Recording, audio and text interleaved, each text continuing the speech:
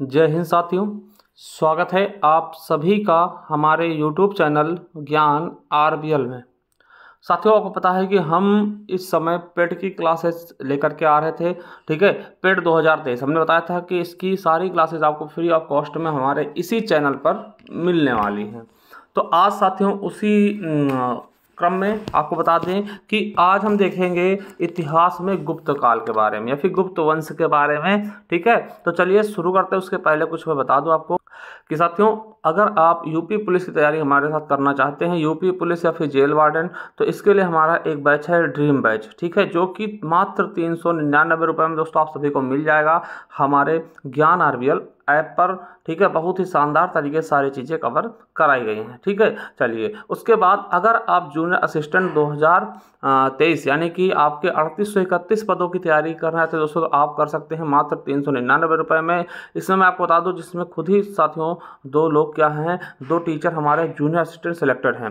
ठीक है, जिसमें संदीप सर और संजीव सर। ठीक है, इसके अलावा विवेक सर भी सिलेक्टेड हैं और संदीप सर आपको साइंस पढ़ाते हुए मिलेंगे, जो कि बहुत ही शानदार तरीके से साइंस को प्रस्तुत करते हैं। किसी भी जानकारी के लिए दोस्तों आप इस नंबर पे क्या कर सकते हैं दोस्तों, व्हाट्सअप करके या फिर कॉल करके पता कर सकते हैं। ठीक है, इसके अलावा साथियों मैं आपको बता दूं, जो हम पेट की क्लासेज ले रहे हैं, PET पेट 2023 की क्लासेज जो ले रहे हैं, इसका हमने एक प्लेलिस्ट भी बना दिया है, जिसका लिंक आपको नीचे डिस्क्रिप्शन मिल जाएगा। वहाँ जा करके आप इसको अच्छे से कवर कर सकते हैं। पूरे पेट की जो प्लेलिस्ट है उसको आप पूरा कर लीजिएगा, वहीं पर दोस्तों सारी चीज़ें मिल जाएंगी। ठीक है, या फिर डायरेक्ट आप जाइए हमारे प्लेलिस्ट पर, वहाँ से भी इसको कर सकते हैं। तो साथियों जब बात आती है पेट की, तो हम देखिए पेट में इतिहास देख रहे थे और इतिहास देखिए हमने क्या क्या देख लिया है और क्या क्या आप देखेंगे। ठीक है, देखिए सिंधु घाटी सभ्यता हमने पहले वीडियो में देखा, दूसरे वीडियो में हमने देखा है वैदिक संस्कृति के बारे में, तीसरे में हमने बुद्ध धर्म के बारे में देखा, चौथे में हमने जैन धर्म के बारे में और पाँचवें हमने मौर्य सम्राट के बारे में देख लिया। और ये आज छठा पाठ है, जिसमें हम दोस्तों गुप्त वंश के बारे में बहुत ही अच्छे से शानदार तरीके से देखने वाले हैं। ठीक है, तो चलिए आज देखते हैं गुप्त वंश के बारे में। एक बात दोबारा बता दूं दोस्तों, आप जाइए प्लेलिस्ट आपको मिल जाएगी नीचे, वहां जाकर के आप पेट की सारी तैयारी कर सकते हैं। चलिए शुरू करते हैं। तो साथियों आज हम देखने वाले हैं गुप्त वंश के बारे में। ठीक है, किसके बारे में? गुप्त वंश के बारे में। आपको पता है कि मौर्य काल के बाद मौर्योत्तर काल आता है, मौर्योत्तर काल के बाद आपका गुप्त वंश आ जाता है। ठीक है, तो चलिए शुरू करते हैं गुप्त वंश। देखिए बात करें अगर गुप्त वंश की, तो इसका दोस्तों कार्यकाल क्या था, तो 240 ईस्वी से लेकर के 540 ईस्वी तक इसका कार्यकाल था। कितना? 240 से लेकर के 540, लगभग दोस्तों 300 सालों तक इसका राज्य था। ठीक है, चलिए अब देखिए एक चीज याद रखेंगे, ये क्वेश्चन आपके एग्जाम में कई बार पूछा गया कि भैया शास्त्रीय युग या फिर स्वर्ण युग किसको कहते हैं। ठीक है, भारतीय इतिहास का स्वर्ण युग किस काल को कहते हैं, तो याद रखेगा इसे भारतीय इतिहास का शास्त्रीय युग पूछे या फिर स्वर्ण युग पूछे, किसको बोलते हैं? गुप्त वंश को। यानी गुप्त वंश को ही है, गुप्त काल को ही हम भारतीय इतिहास का स्वर्ण काल भी कहते हैं, स्वर्ण युग भी कहते हैं। याद रखेगा यही क्वेश्चन आपके UPSC 2021 और RRB NTPC 2021 में पूछा गया। ठीक है, और गुप्त काल की राजधानी क्या थी दोस्तों, तो पाटलिपुत्र थी। क्या थी?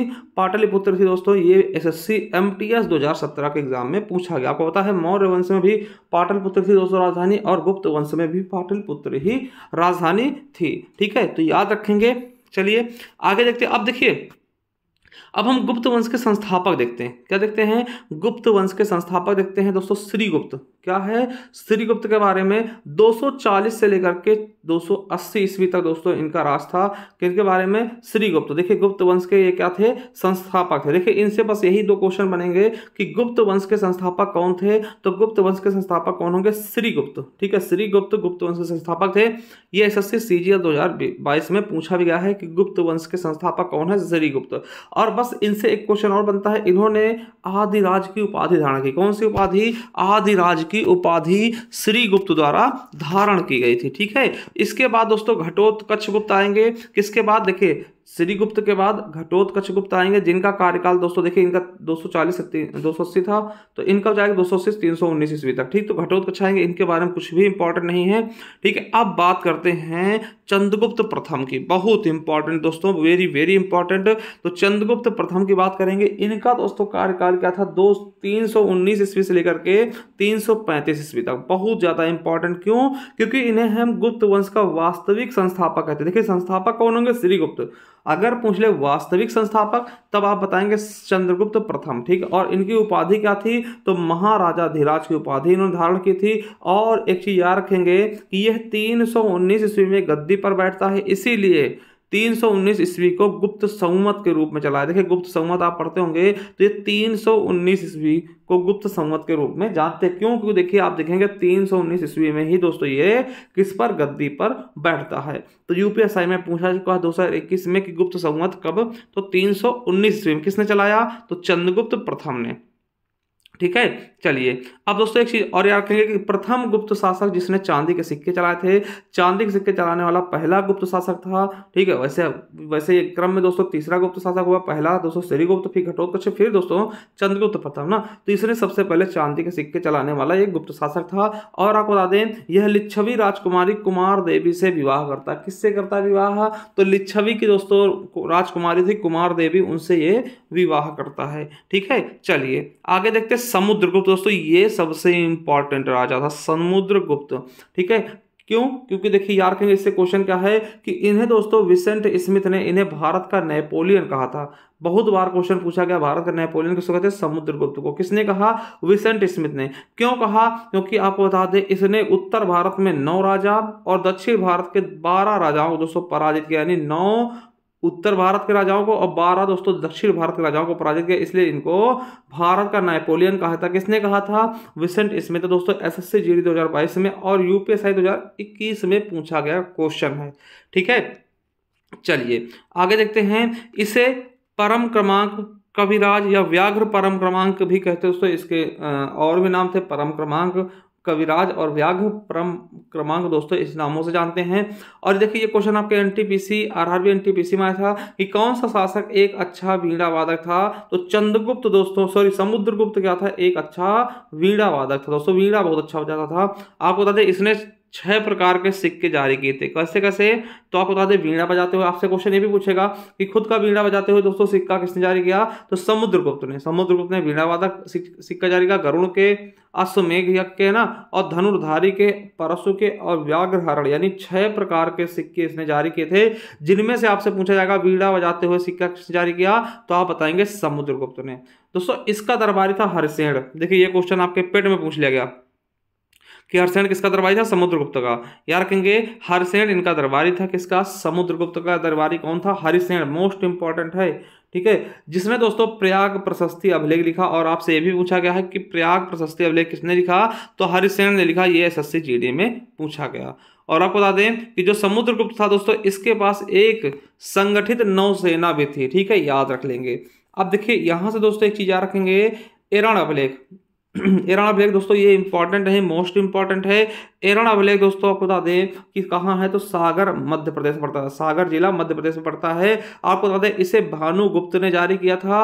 और इस अभिलेख में सती प्रथा का सर्वप्रथम उल्लेख मिलता है। दोस्तों आपसे पूछेगा कि किसने जारी किया एरण अभिलेख, तो भानुगुप्त ने। क्या खास बात है इसकी, तो सती प्रथा जिसका दोस्तों अंत राजा राम मोहन राय के प्रयासों से करवाया गया था दोस्तों, उसका उल्लेख दोस्तों सबसे पहले यही मिलता है कि सती प्रथा का प्रथम उल्लेख दोस्तों आपको एरण अभिलेख से ही मिलता है, ठीक है। चलिए अब बात करते हैं तो चंद्रगुप्त द्वितीय आ जाते हैं। देखिए सब पहले चंद्रगुप्त प्रथम आए, फिर समुद्रगुप्त, फिर चंद्रगुप्त द्वितीय, ठीक है। चंद्रगुप्त द्वितीय की बात कर लें तो दोस्तों इन्हें विक्रमादित्य कहते हैं। ये क्वेश्चन आपके लिए मोस्ट इंपॉर्टेंट कि विक्रमादित्य किसको कहते थे, तो चंद्रगुप्त द्वितीय को दोस्तों एनटीपीसी 2022 में भी पूछा गया है। और इन्हें विक्रमांक भी कहते हैं और परम भागवत भी कहते हैं। इनकी उपाधि धारण देखिए, परम भागवत भी पूछा गया यूपीपीसी 2015 में। इन सबकी उपाधि इन्होंने ली थी। देखिए आरआरबी ग्रुप डी में भी पूछा गया इनके विक्रमादित्य और परम विक्रमांक, है ना। देखिए परम भागवत, ये दोनों बहुत इंपॉर्टेंट हैं। अब दोस्तों इसकी 2 राजधानियां थी। इन्होंने पहले तो सिर्फ एक तो पाटलिपुत्र पहले से थी, उसका उज्जैन को भी ये राजधानी बना लेते हैं। और इनकी पुत्री का नाम दोस्तों प्रभावती गुप्त था, ठीक है। ये क्वेश्चन आपके एसएससी सीजीएल में पूछा गया, इलाहाबाद हाईकोर्ट में पूछा गया, यानी कि आप समझ सकते हैं इनकी पुत्री बहुत ज्यादा इंपॉर्टेंट है। चंद्रगुप्त द्वितीय के पुत्री का नाम था प्रभावती गुप्त, ठीक है, याद रखेंगे। चलिए और आपको बता दें इसने दोस्तों शक शासक रुद्र सिंह तृतीय को भी हराया, ठीक है। यानी कि जो चंद्रगुप्त दोस्तों द्वितीय हुआ, यानी कि चंद्रगुप्त विक्रमादित्य हुआ, इसने दोस्तों शक शासक थे एक लोग रुद्र सिंह तृतीय, इनको हराया और सकार की उपाधि धारण की। देखिए जब शक को हराता है, शक शासक को हराता है, तो सकार की उपाधि भी धारण कर लेता है। और याद रखेंगे इसी के समय इसके समय प्रथम चीनी यात्री फाहयान भारत आता है, जो कि 399 से लेकर के 414 ईस्वी तक भारत में रहता भी है। और ये क्वेश्चन आपके पेट 2021 में पूछा गया, एसएससी सीजीएल 2021 में, सीजीएल 2021 में क्या पूछा जाता है कि फाहयान किसके दरबार में आया, तो चंद्रगुप्त विक्रमादित्य के। ठीक है, चलिए अब देखिए फाहयान की एक पुस्तक उसने लिखा था, फा क्योंकि दोस्तों उसकी पुस्तक थी। और आपको बता दें कि चंद्रगुप्त विक्रमादित्य के दरबार में दोस्तों नवरत्न रहते थे। आपको बता दें कि बहुत इंपॉर्टेंट, इसके दरबार में नवरत्न रहते थे दोस्तों। ये आपका यूपी SSC पेट 2022 में क्वेश्चन पूछा गया, एसएससी सीपीओ 2019 में, आरआरबी एनटीपीसी 2019 में कि नवरत्न किसके यहाँ रहते थे। अक्सर दोस्तों बच्चे केवल अकबर को ही जानते हैं कि उनके यहाँ ही नवरत्न थे, मगर साथियों आपको बता दें चंद्रगुप्त विक्रमादित्य यानी चंद्रगुप्त द्वितीय के यहाँ भी नवरत्न रहते थे। चलिए नवरत्नों का नाम मैं बता दूं, पहला कालिदास दोस्तों, इन्हें भारत का शेक्सपियर कहते थे। ये क्वेश्चन आपके यूपीएसआई 2021 से पूछा गया। ठीक है, कि भारत का शेक्सपियर किसको कहते हैं, तो कालिदास को। इनकी रचनाएं दोस्तों महाकाव्य इन्होंने लिखे, रघुवंशम, कुमार संभव, ये भी आपके यूपीएसआई में पूछा गया 2021 में। उसके अलावा खंड काव्य दोस्तों 2 लिखे, मेघदूत और ऋतुसंहार। और नाटक दोस्तों अभिज्ञान शकुंतलम, विक्रमोर्वशीयम, मालविकाग्नि मित्रम दोस्तों। ठीक है, दूसरा दोस्तों धन्वंतरी है ना, धन्वंतरी दोस्तों ये चिकित्सक थे, यूपीएसआई में पूछा गया। धन्वंतरी कौन थे, चिकित्सक, किसके दरबार थे, चंद्रगुप्त द्वितीय के यानी विक्रमादित्य का। ठीक है, अगले तीसरे दोस्तों बराहमिहिर, ये बृहत संहिता, पंच सिद्धांतिका और वज्जा तक नामक मतलब कि इन्होंने पुस्तकें लिखी। उसके अलावा अमर सिंह थे, अमरकोश लिखा। छपड़ा दोस्तों एक ज्योतिष था, क्या था, ज्योतिष दोस्तों, तंत्र विद्या वाला ना, ज्योतिष दोस्तों। ठीक है, नक्षत्र जो देख करके सारी चीजें बताता था, ज्योतिष था। ठीक है, और दोस्तों घटकर्पक क्या था दोस्तों, मुख्य सलाहकार था इनका। और दोस्तों शंकु वास्तुकार था। ठीक है, और बेताल भट्ट दोस्तों जादूगर था, क्या था, बेताल भट्ट इनका दरबारी था, वो जादूगर था। ठीक है, नवरत्नों में से। ठीक है, ये इसने सिंहासन 32 नामक पुस्तक लिखी। और वररुचि दोस्तों व्याकरणाचार्य थे दोस्तों, संस्कृत में इन्होंने व्याकरण लिखा। ठीक है, तो वररुचि ये हो गया आपके नवरत्न दोस्तों। नवरत्न याद रख लेंगे, दोबारा देख लेते हैं, कालिदास, धन्वंतरी, बराहमिहिर, अमर सिंह, छपड़क, घटकर्पक, शंकु, बेताल भट्ट और वररुचि दोस्तों, ये इनके क्या थे, नवरत्न थे। ठीक है, ये चीज आपको याद कर लेना है। और साथियों एक चीज और याद रखेंगे, ये आर्यभट्ट के समकालीन था। आर्यभट्ट की पुस्तक आपको पता है सूर्य सिद्धांत, जिन्होंने दोस्तों शून्य, पाई, रूट आदि का उल्लेख किया गया दोस्तों इनके सूर्य सिद्धांत पुस्तक में। दोस्तों आर्यभट्ट के बारे में आप जानते होंगे। ठीक है, और इन्हीं को दोस्तों इन्हीं के नाम पर यानी आर्यभट्ट जी के नाम पर हमारा पहला उपग्रह भी छोड़ा गया था। ठीक है, ये सब आप बता सकते हैं कमेंट बॉक्स में कि कहाँ से छोड़ा गया, कब छोड़ा गया था। ठीक है, चलिए इनके बाद दोस्तों कुमार गुप्त प्रथम आता है, जिसे हम महेंद्रगुप्त भी कहते हैं। इसका कार्यकाल दोस्तों 415 से 455 तक रहता है। आपको बता दें इसके शासनकाल में नालंदा विश्वविद्यालय की स्थापना की गई थी दोस्तों। नालंदा विश्वविद्यालय बिहार में दोस्तों, ये एसएससी जीडी 2022 से पूछा गया कि नालंदा विश्वविद्यालय की स्थापना किसने की, कुमार गुप्त। ठीक है, और आरआरबी एनटीपीसी 2021 में दोस्तों नालंदा विश्वविद्यालय को पता है कि बिहार में स्थित दोस्तों, इसे बख्तियार खिलजी जलवा देता। ठीक है, चलिए आगे देखते हैं इसके बारे में। तो देखिए कुमार गुप्त ने अश्वमेघ यज्ञ दोस्तों किया और अश्वमेघ प्रकार की मुद्रा भी चलाई दोस्तों। ठीक है, इसने यज्ञ भी किया और उसकी मुद्रा चलाई। और आपको बता दें कि कुमार गुप्त के समय सर्वाधिक गुप्तकालीन अभिलेख भी मिले। क्या, कुमार गुप्त के समय सर्वाधिक गुप्तकालीन अभिलेख प्राप्त हुए, जिनकी संख्या दोस्तों 18 थी। ठीक है, इसके बारे में दोस्तों सबसे इंपॉर्टेंट यही है कि नालंदा विश्वविद्यालय की स्थापना। ठीक है, कुमार गुप्त दोस्तों नालंदा विश्वविद्यालय की स्थापना। चलिए स्कंद गुप्त की बात कर लें, तो स्कंद गुप्त की बात करें तो हूणों का आक्रमण स्कंद गुप्त के समय दोस्तों से मोस्ट इंपॉर्टेंट जो है, हूणों का आक्रमण किसके समय हुआ, स्कंद गुप्त के समय। ठीक है, अब दोस्तों इसने सुदर्शन झील के पुनर्निर्माण के लिए दोस्तों गिरनार के प्रशासक चक्रपालित को नियुक्त किया था दोस्तों। ये भी याद रखेंगे, सुदर्शन झील हम बता चुके थे दोस्तों। ठीक है, जूनागढ़ अभिलेख के द्वारा ये है ना, मैं बता चुका था दोस्तों कि ये दोस्तों अशोक के समय से प्रचलित है। तो सुदर्शन झील का पुनर्निर्माण, देखिए दोबारा दोस्तों जो चीजें खराब हो गई थी उनको दोबारा से निर्माण करने के लिए एक दोस्तों चक्रपालित को नियुक्त करता है। ये आरआरबी ग्रुप डी में पूछा गया। चलिए अब गुप्तकालीन कुछ मंदिर देख लेते हैं दोस्तों। जैसे एरण्य मंदिर, एरण्य का विष्णु मंदिर, ये कहाँ है, तो एरण्य सागर मध्य प्रदेश में पड़ेगा।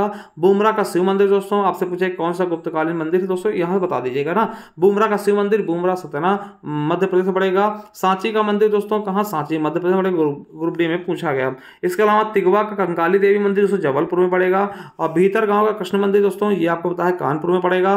देवगढ़ का दशावतार मंदिर दोस्तों ये आपको ललितपुर में पड़ जाएगा। ठीक है, उत्तर प्रदेश ललितपुर में पड़ जाएगा, बहुत इंपॉर्टेंट है। इसके अलावा मेरे दोस्तों गुप्तकालीन कुछ साहित्य देखते हैं, विष्णु शर्मा, विष्णु शर्मा दोस्तों पंचतंत्र है। यह भी आपके दोस्तों वीडियो एग्जाम में भी पूछा गया था, वीडियो एग्जाम में भी ये क्वेश्चन पूछा गया था और यूपी SSC पेड 2022 से पूछा गया। शूद्रक की मत्स्यकटिकम है, वात्स्यायन की कामसूत्र है, भास्कराचार्य की दोस्तों सिद्धांत शिरोमणि और लीलावती दोस्तों यूपी GIC 2017 में पूछा गया दोस्तों लेक्चरर में। ठीक है। दर्डिन की क्या है दोस्तों, कुमार 10 कुमार चरित और काव्य दर्शन। वहीं सिद्धसेन की न्यायावतार है। चरक की दोस्तों चरक संहिता दोस्तों ये आपको पता है, ये एक प्रकार के वैद्य थे दोस्तों, यूपी 2021 में पूछा गया। आर्यभट्ट की आर्यभट्टियम, बीज गणित के क्षेत्र में इन्होंने बहुत महत्वपूर्ण योगदान दिया दोस्तों। आपसे पूछा गया क्वेश्चन है RRB NTPC 2021 में कि बीज गणित के क्षेत्र में किसने बहुत बड़ा योगदान दिया, तो आर्यभट्ट ने। ठीक है। चलिए, विशाख दत्त की मुद्रा राक्षस दोस्तों 2021 से पूछा गया। बराहमिहिर की बृहत संहिता या फिर पंच सिद्धांतिका। ठीक है। चलिए, और एक चीज यहाँ पे भी याद रखेंगे दोस्तों कि गुप्तकालीन अजंता की गुफाएं दोस्तों औरंगाबाद महाराष्ट्र जिले में हैं, जिन्हें 1983 में विश्व धरोहर की सूची में शामिल किया गया, UPSI में पूछा गया दोस्तों। और अजंता गुफाओं में दोस्तों किसका है, जातक कथाएं अजंता गुफा की चित्रकारी और मूर्ति कलाओं से क्या है, संबंधित है। ये भी आपके SSC GD 2021 से पूछा गया क्वेश्चन है। इसके अलावा बता दूं कि गुप्त काल में सोने के सिक्के को दिनार कहा जाता था। ये भी SSC GD 2019 से पूछा गया क्वेश्चन है कि गुप्त काल में सोने के सिक्के को दिनार कहा जाता था। और प्रशस्ति में गुप्त वंश के शासकों ने अपनी उपलब्धियां लिखी, तो आपसे पूछेगा प्रशस्ति में किस वंश के शासकों ने अपनी उपलब्धियां लिखी, तो गुप्त वंश के शासकों। SSC CHSL 2021 में पूछा गया। चलिए, यहाँ मैं बता दूं दोस्तों विक्रम संवत 18 ईसा पूर्व था। ठीक है। शक संवत दोस्तों 78 ईसा पूर्व को। ठीक है। और गुप्त संवत दोस्तों 320 ईसा पूर्व। ठीक है। और दोस्तों ये आपका कलचुरी संवत दोस्तों 248 ईसा पूर्व। ठीक है। तो ये चीजें आप समझ सकते हैं। इसके बाद दोस्तों आपको दोबारा बता दो, अगर आप पुलिस की तैयारी करना चाहते हैं या फिर जेल वार्डन की, हमारे साथ जुड़ सकते हैं दोस्तों मात्र 399 रुपए में। कहाँ से दोस्तों, तो आप जाइए ज्ञान RBL ऐप पर, वहां से आपको ये चीजें मिल जाएंगी। ठीक है। उसके अलावा कनिष्ठ सहायक के लिए दोस्तों जूनियर असिस्टेंट के लिए हमसे जुड़ सकते हैं 13, 38, 31 पदों के लिए। ठीक है। 399 रुपए में हमारे साथ जुड़ सकते हैं दोस्तों, बहुत ही शानदार तरीके से ज्ञान RBL ऐप पर। और इसका दोस्तों हमने प्लेलिस्ट बना दिया है पेड 2023 का। ठीक है। पेड 2023 का। ठीक है। तो दोस्तों जा करके आप उसे लिंक भी मैं नीचे दे दूंगा दोस्तों, वहां जा करके आप पूरी तरीके से क्लासों को अटेंड कर सकते हैं। चलिए दोस्तों, मिलते हैं किसी नेक्स्ट वीडियो में, और तब तक के लिए जय हिंद, जय भारत, वंदे मातरम। Thank you, love you all.